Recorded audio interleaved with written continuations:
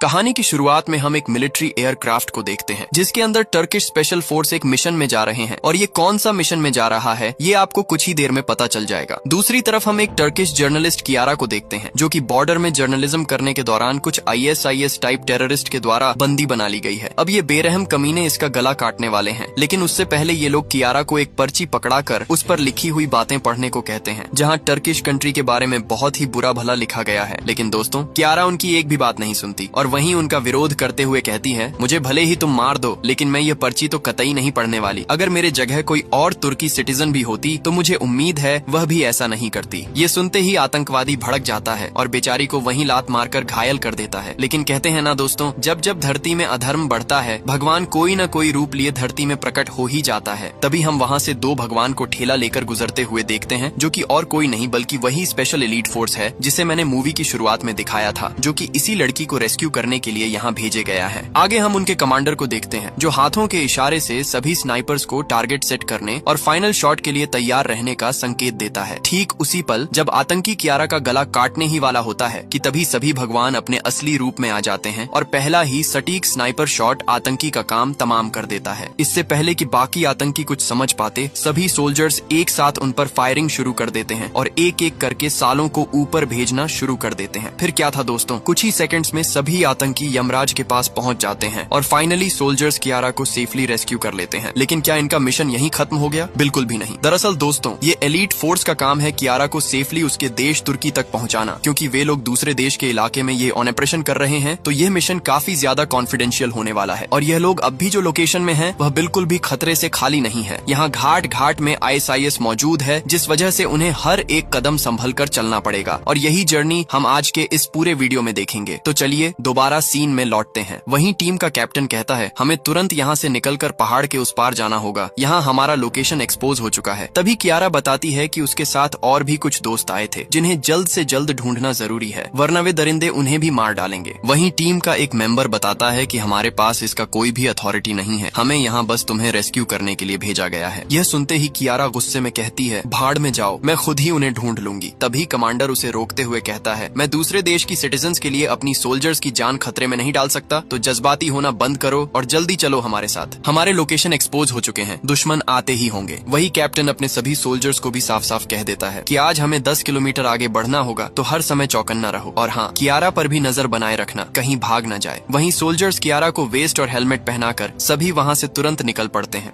वहीं चारों तरफ सही से नजर दौड़ाते हुए वे लोग लाइन में आगे बढ़ने लगते हैं। टीम को लीड कर रहे हैं सुबो और बाकर। दरअसल दोस्तों मेरा मानो तो इन दोनों के बारे में आपको थोड़ा बहुत जान लेना चाहिए। बचपन में ही दोनों का परिवार एक आतंकी हमले में मारा गया था और तभी से दोनों भाई साथ में हैं। और दोस्तों सबसे चौंकाने वाली बात तो ये है कि दोनों के शरीर में एक बड़ा प्रॉब्लम है। बाकिर का तो एक टांग ही नहीं है, उसने अपनी टांगों पर प्लास्टिक सर्जरी करा रखी है। दूसरी तरफ सुबो का भी शोल्डर की हड्डी टूटी हुई है और दोनों अपनी फैमिली को खोने के बाद से ही देश के लिए कुछ करना चाहते थे ताकि उनकी फैमिली के साथ जो हुआ है वह देश में और किसी भी फैमिली के साथ न हो। इसी वजह से वे लोग पिछले 9 सालों से लगातार ट्रेनिंग ले रहे हैं इस उम्मीद में कि एक दिन सिलेक्शन हो जाएगा। लेकिन दोस्तों हर बार इंटरव्यू के दौरान उन्हें यही कहकर रिजेक्ट कर दिया जाता है कि तुम दोनों स्पेशल फोर्स के लिए अनफिट हो। यहाँ पूरे शरीर का पूरी तरह फिट होना सबसे ज्यादा जरूरी है। तुम लोग बेकार में ही कोशिश करते रहते हो। लेकिन कहते हैं ना दोस्तों, अगर इंसान में वो जज्बा और पागलपन हो और उसे पाने के लिए लगातार कोशिश कर रहा हो तो कोई न कोई रास्ता निकल ही आता है और फिर एक दिन उन्हें वो रास्ता मिल जाता है। इंटरव्यू के दौरान बाहर से कर्नल वेसल उनका इंटरव्यू सुन लेते हैं। वह ऑफिसर को बताते हैं कि तुम्हें बात करने की तमीज नहीं है, निकलो यहाँ से, अब मैं इंटरव्यू लूंगा। वहीं कमांडर वेसल उन्हें बताते हैं कि मैं कई दिनों से तुम्हें यहाँ आते देख रहा हूँ, जोश है तुम दोनों में, अच्छी बात है। मैं तुम दोनों को 1 महीने का टाइम देता हूँ। अगले 1 महीने में तुम दोनों को ट्रेनिंग के दौरान नरक दिखाया जाएगा। मैं यह नहीं देखूंगा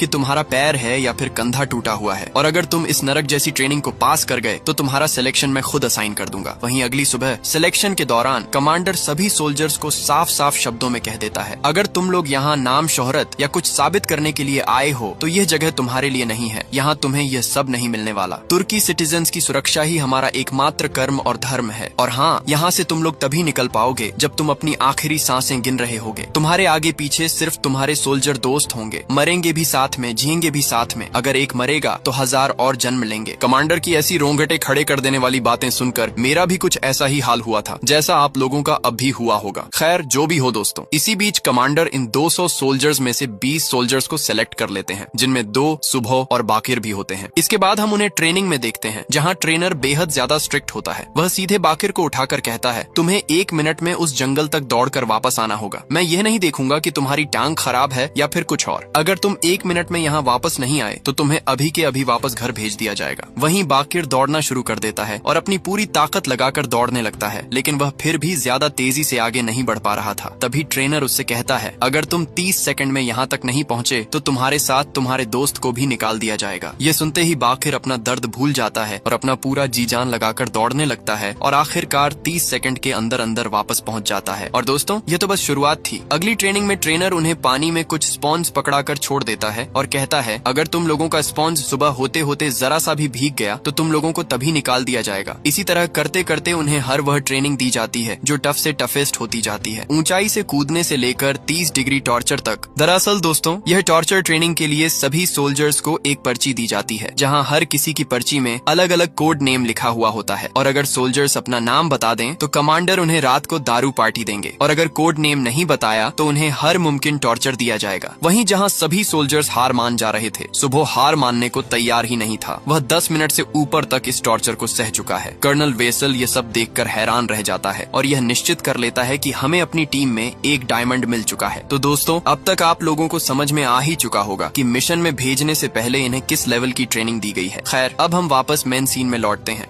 पहाड़ से गुजरते वक्त उन्हें कुछ बच्चों और बुजुर्गों की लाशें मिलती हैं, जिन्हें कुछ ही देर पहले मारा गया था। वहीं वहां कमांडर भी पहुंच जाता है और सुबह बताता है कि सालों ने मासूम बच्चों को भी नहीं छोड़ा सर। वहीं कियारा भी बच्चों की लाशें देखकर कमांडर से कहती है, क्या इतना ही आसान है सर, किसी की भी जान ले लेना? इन मासूम बच्चों की क्या गलती थी बताइए? सिर्फ यही कि ये लोग हिंदू थे या फिर ये लोग दूसरे देश के थे, इसलिए अल्लाह इन्हें कभी नहीं बख्शने वाला। वहीं कमांडर कहता है, हमें अब निकलना चाहिए। ये सुनकर कियारा कमांडर से कहती है, ये तो आपके कोई नहीं लगते ना, इसलिए आपको क्या ही फर्क पड़ने वाला है। जब ये आपके परिवार के लोग होते तब आपको समझ में आता। लेकिन तभी कमांडर को दूर कुछ हलचल नजर आती है। स्कोप से देखने पर उन्हें पता चलता है कि कुछ आतंकी गाड़ियां लेकर उनकी ओर आ रहे हैं। कमांडर तुरंत सबको छिपकर पोजीशन लेने को कहता है। दरअसल दोस्तों, ये आतंकी उन्हीं बच्चों की लाशों को चेक करने के लिए आए होते हैं कि कहीं कोई गलती से बच तो नहीं गया। वहीं उनका ध्यान भटकाने के लिए कमांडर ने पहले ही झाड़ियों में एक रेडियो रख दिया था और दूसरी तरफ 3 टैंकर भी उन्हें उड़ाने के लिए तैयार कर चुके थे। वहीं कमांडर तुरंत टैंकर को लोकेशन पर लॉन्च करने का आदेश देता है। टैंकर भी वहां तुरंत एक के बाद एक शॉट मारना शुरू कर देता है। लेकिन ये आतंकी चाचा लोग तो रेडियो सुनने में ही बिजी रहते हैं। फिर क्या दोस्तों, एक ही सेकंड में सब कुछ खत्म। वहीं उनमें से 2 आतंकी बच गए थे। एक जो कि कार में बैठकर धड़ाधड़ मशीन गन चला रहा था, लेकिन हमारा स्नाइपर भाई आरिफ साले को एक ही बार में उड़ा देता है। वहीं दूसरा चाचा भी कार से निकलकर भाग रहा था, लेकिन आरिफ उसको भी उड़ा देता है। इसके बाद कमांडर सबको बताता है कि ये लोग पश्चिम से आए थे, मतलब सालों ने पश्चिम में भी जरूर कुछ न कुछ कांड किया होगा। तभी बेस से उन्हें सूचना दी जाती है कि उत्तर की ओर से 2000 जिहादी बॉर्डर को बंद करने के लिए निकल चुके हैं। तुम लोगों को तुरंत बॉर्डर क्रॉस करके अपने देश में एंटर होना होगा। यह सुनते ही सभी वहां से तुरंत निकल पड़ते हैं और रात होते होते एक लोकेशन पर जा पहुंचते हैं, जहां कुछ आतंकी एक विला में बम सेट कर रहे होते हैं, विला को उड़ाने के लिए। तभी सभी सोल्जर्स उन्हें रोकने के लिए तैयारी ले लेते हैं और गन्स में साइलेंसर सेट करके सालों को एक एक करके उड़ाना शुरू कर देते हैं। बाहर की लोकेशन क्लियर करने के बाद सोल्जर्स अंदर एंट्री लेते हैं और जल्दी से बम को डिफ्यूज करने के काम में लग जाते हैं। लेकिन तभी एक आतंकी अशब पर हमला कर देता है। वहीं अशब भाई किसी तरह साले को हैंडल कर लेता है। दूसरी तरफ सुबह भी बम को डिफ्यूज करने ही वाला होता है कि तभी वहाँ एक और आतंकी आ जाता है और उसे बम से दूर हटने को कहता है। लेकिन तभी अशब भाई पीछे से उसे दबोच लेता है और इसी बीच सुबह भी बम डिफ्यूज कर देता है। वहीं अगले दिन हम देखते हैं कि सुबह कियारा को पिस्टल चलाना सिखा रहा होता है। तभी कियारा उससे पूछती है कि कैसा लगता है एक आदमी को मारने के बाद, मजा आता है क्या? तभी सुबह कहता है, नहीं, किसी को मारने के बाद हमारे मन में एक दाग बैठ जाता है जो कभी नहीं मिटता। इसके बाद कुछ ही दूर आगे बढ़ने पर उन्हें एक और भयानक मंजर देखने को मिलता है, जहां आतंकी एक लड़की को बंदी बनाकर रखा होता है। तभी हम देखते हैं कि आतंकी उस लड़की को जिंदा जलाने के लिए पेट्रोल छिड़क रहा होता है। ये देख कमांडर कुछ सोल्जर्स को लेकर झाड़ियों के सहारे आगे बढ़ने लगता है और स्नाइपर को ऑर्डर देता है कि लाइटर फेंकने से पहले ही साले की खोपड़ी उड़ जानी चाहिए। तभी आरिफ भाई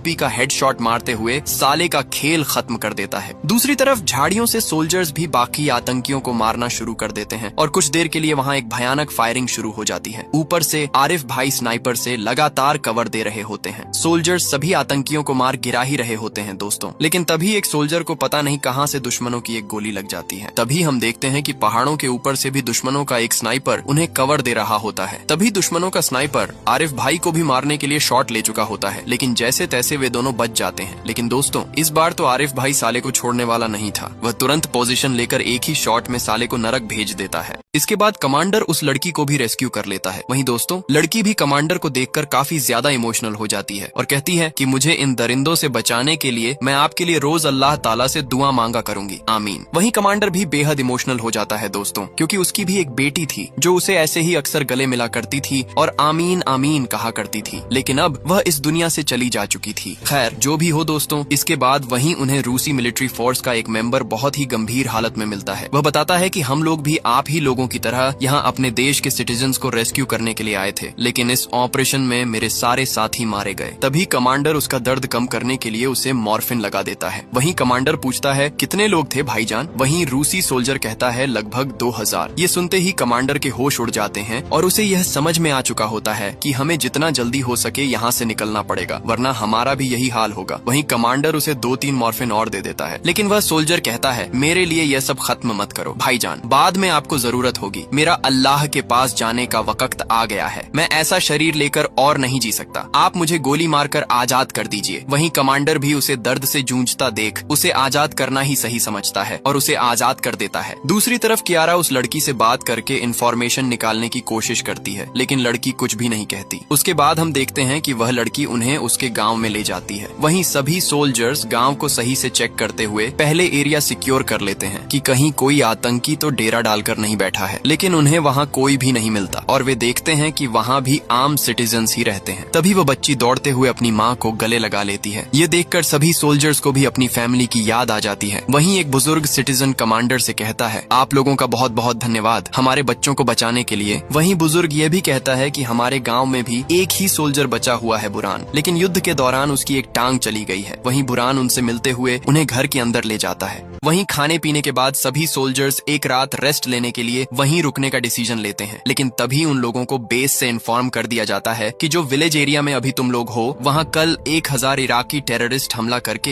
एरिया को गिरफ्त में लेने वाले हैं। अगर तुम लोग उसके आसपास भी हो तो कहीं लड़ने मत बैठ जाना, अपने मिशन में फोकस करो और कियारा को सेफली कंट्री में लेकर आओ। कल सुबह तुम लोगों के लिए हेलीकॉप्टर भेज दिया जाएगा। चीफ से ये बातें सुनते ही कमांडर असमंजस में पड़ जाता है। वह सोचता है साला जो गाँव ने हमें आज सहारा दिया वही कल मिट जाएगा। वह ज्यादा कुछ सोच नहीं पाता और तुरंत वहाँ से निकलने का डिसीजन ले लेता है, क्योंकि दोस्तों 7 सोल्जर्स कभी भी 1000 इराकी आतंकियों के खिलाफ नहीं लड़ सकते, ये नामुमकिन है। तभी कियारा उनसे कहने लगती है कल सुबह आतंकी सबको मार डालेंगे, हमें इन्हें बचाना चाहिए और आप हैं कि यहाँ से भागने की तैयारी में हो। ये कौन सी मिलिट्री ट्रेनिंग में सिखाया जाता है सर? वहीं कमांडर कहता है कि यहाँ के लोगों को बचाना मेरा मिशन नहीं है, मुझे भी ऊपर जवाब देना पड़ता है। कल सुबह हमें लेने के लिए हेलीकॉप्टर आ रहे हैं, तो अपना मुंह बंद करो और यहाँ से निकलने के लिए तैयार हो जाओ। वहीं कियारा कहती है ठीक है सर, अगर आप इन मासूम लोगों को ऐसे ही छोड़कर जाना चाहते हो तो मुझे भी यहीं छोड़ दो, आप लोग चले जाइए, मैं यहीं रहकर इन लोगों के साथ लड़ूंगी। आपको क्या लगता है सर ये आतंकी इन मासूम बच्चों के साथ क्या करेंगे? अगर ये आपकी बेटी होती तो आप क्या करते? तब भी ऐसे ही छोड़कर भाग जाते क्या? आप लोग जाइए सर, अगर आप यहाँ रहकर इन लोगों की रक्षा नहीं कर सकते तो मैं भी यहाँ से कहीं नहीं जाने वाली। वहीं कुछ देर बाद कमांडर एक चिट्ठी लिख रहा होता है। इसी बीच वह सुबह से पूछता है कि अगर तुम मेरी जगह रहते तो क्या करते? वहीं सुबह कहता है मैं भी इन्हें ऐसे बेसहारा छोड़कर नहीं जा सकता था सर, ये इंसानियत के खिलाफ होगा। वहीं कमांडर कहता है तुम एक दिन बहुत बड़े ऑफिसर बनोगे सुबह, मैंने तुम्हें और बाकिर को पहली बार ही देखकर समझ लिया था कि सिचुएशन चाहे जैसी भी हो तुम दोनों कभी हार नहीं मानने वाले। तो मैंने भी यही डिसाइड किया है कि कल हम यहीं रुककर इन लोगों की हिफाजत करेंगे और उन 1000 आतंकियों के खिलाफ लड़ेंगे। वहीं अगली सुबह सोल्जर्स सभी बच्चों को हेलीकॉप्टर में भर देते हैं। ये सब देखकर कियारा काफी ज्यादा खुश हो जाती है और कमांडर से कहती है मैं भी आप लोगों के साथ यहीं रहकर लड़ूंगी सर। वहीं कमांडर कहता है बिल्कुल भी नहीं, तुम्हें बॉर्डर तक सेफली पहुंचाना हमारा पहला मिशन है और हाँ मुझसे वादा करो कि तुम इस युद्ध के बारे में न तो कहीं पर लिखोगी और न ही किसी को बताओगी। वहीं कियारा जिद करने लगती है, लेकिन कमांडर उसे कहता है अगर तुम मेरा थोड़ा सा भी रिस्पेक्ट करती हो तो प्लीज चले जाओ। वहीं कमांडर जाते जाते कियारा को वह चिट्ठी देता है जिसे वह रात को लिख रहा था और कहता है ये चिट्ठी तभी पढ़ना जब तुम बॉर्डर क्रॉस करो। इसके बाद कमांडर सीधे बेस में इन्फॉर्म करते हुए मास्टर सार्जेंट से कहता है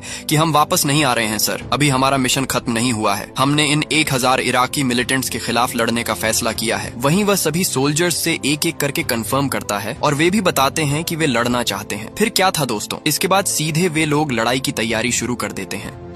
वहीं कमांडर उन्हें साफ साफ कह देता है कि यह कोई पबजी या फ्री फायर का सोलो वर्सेस स्क्वाड गेम नहीं है। यहाँ ये हमारी जिंदगी की सबसे टफेस्ट लड़ाई होने जा रही है, क्योंकि हम बस 7 हैं और 7 सोल्जर्स कभी भी इतना सारा मिलिटेंट के खिलाफ नहीं लड़ सकते, और वह भी इतने लिमिटेड हथियारों के साथ। लेकिन फिर भी हम ये कर सकते हैं। ऐसे मुश्किल सिचुएशन में हमारा सबसे बड़ा हथियार है टीम वर्क, तो एक दूसरे का सहारा बनो। दूसरी तरफ सुबह सभी सोल्जर्स को प्लान समझाते हुए कहता है कि क्योंकि हमारा फोर्स लिमिटेड है तो एनिमीज को हमारा रियल नंबर्स पता नहीं चलना चाहिए। हमें उन्हें चारों तरफ से भटकाना होगा ताकि उन्हें लगे कि हम तादाद में ज्यादा हैं। इसके बाद वे लोग रास्ते में बम लगाने चला जाते हैं, क्योंकि रास्ते में ही ज्यादा से ज्यादा मिलिटेंट को उड़ाया जा सके। वहीं कमांडर कहता है कि सबके पास गोला बारूद पहुंचाने के लिए एक आदमी चाहिए होगा। वहीं गांव की एक लड़की कमांडर से कहती है, मुझे एक मौका दीजिए कमांडर, मैं ये काम कर सकती हूँ। मेरे दादाजी कहा करते थे कि हर एक युद्ध एक नया योद्धा तैयार करता है। वहीं कमांडर कहता है, ठीक है, सुनकर अच्छा लगा, तुम्हारे दादाजी भी आर्मी में थे, तुम में भी उन्हीं का खून दौड़ रहा है। वहीं वे लोग सब कुछ सेट करने के बाद दुश्मनों का इंतजार करने लग जाते हैं। कुछ देर में स्नाइपर आरिफ उन्हें सूचना देता है कि दुश्मन आ रहे हैं, सभी तैयार हो जाओ। वहीं सभी सोल्जर्स तुरंत अपनी पोजीशन लेने के लिए निकल पड़ते हैं। वहीं वे लोग बाकिर को भी एके पकड़ा देते हैं और दूसरी तरफ कमांडर और सुबह फ्रंट में जाकर उनके बम तक पहुंचने का इंतजार करते हैं। और जैसे ही आतंकी बम तक पहुंचता है, कमांडर रिमोट दबाकर सालों को वहीं उड़ा देता है, इससे पहले कि एनिमीज कुछ समझ पाते। कमांडर और सुबह सालों पर गोलियां बरसाना शुरू कर देते हैं। इसी बीच ऊपर से भी स्नाइपर भाई आरिफ एक के बाद एक एनिमीज को डाउन करना शुरू कर देता है। और ये चाचा को देखो भाई लोग, लॉजिकली देखो तो पता नहीं है किसको मार रहा है। खैर जो भी हो दोस्तों, वहीं स्नाइपर आरिफ भाई उसे उड़ाने ही जा रहा था, लेकिन चाचा 1 इंच के लिए बच जाता है। दूसरी तरफ दोस्तों, कुछ आतंकी गांव में घुसने में सफल हो जाते हैं, लेकिन अशब भाई उन्हें मशीन गन से सरप्राइज अटैक दे देता है। ऊपर से स्नाइपर लगातार गाँव में घुसते आतंकियों को ढेर करता जाता है। वहीं बाकी सोल्जर्स भी लॉन्चर से उन आतंकियों को गाँव में आने से रोकते हैं। इसी दौरान बुरान भाई पर एक आतंकी हमला कर देता है और उसे जान से मारने ही वाला होता है, लेकिन पीछे से हमारा एक सोल्जर आकर उसे बचा लेता है। इसी बीच आतंकी देख लेते हैं कि साला मीनार का स्नाइपर बहुत परेशान कर रहा है, इसलिए वे लोग वहां टैंक लॉन्च कर देते हैं और मीनार को उड़ा देते हैं। यह देख सुबह तुरंत मिसाइल दागकर साले के टैंक को एक ही झटके में उड़ा देता है। लेकिन दोस्तों, खुशखबरी ये भी है कि हमारा आरिफ भाई अभी भी जिंदा है, लेकिन घायल हो गया है। ऐसे हालात में भी वह अपना स्नाइपर उठाकर दुश्मनों को फिर से मारना शुरू कर देता है। वहीं दूसरी तरफ वही लड़की को बुलेट लेने के लिए ले जाते वक्त उसे भी एक बुलेट लग जाती है। वहीं सुबह जल्दी से उसे उठाकर वहां से सेफली निकाल ले जाता है। इसी बीच एनिमीज काफी नजदीक पहुंच जाते हैं और बुरान भाई को कुछ बुलेट्स लग जाती हैं। घर के अंदर से कवर देने वाला मुस्तफा भाई को भी आतंकी पकड़ लेते हैं। वहीं आरिफ भाई एक आतंकी पर गोली चलाने ही वाला था, लेकिन मुस्तफा उसे मना कर देता है और खुद ही एक ग्रेनेड निकाल कर कहता है कि एक मरेगा तो 1000 और जन्मेगा। ये कहते ही वहाँ एक भयानक ब्लास्ट हो जाता है। मुस्तफा भाई की ये कुर्बानी देखकर सभी सोल्जर्स काफी भावुक हो जाते हैं, क्योंकि टीम में वही था जो हमेशा सबको हंसाता रहता था। लेकिन दोस्त, इमोशनल होने से तो नहीं चलेगा ना, अभी तो जंग बाकी है। वहीं दूसरी तरफ हम अशब भाई को देखते हैं, जो पीछे से मशीन गन लाकर लगातार उनकी गाड़ी पर फायरिंग कर रहा होता है। वहीं वह गाड़ी के टायर में एक ग्रेनेड फेंक कर वहाँ से निकल जाता है। दूसरी तरफ हम सुबह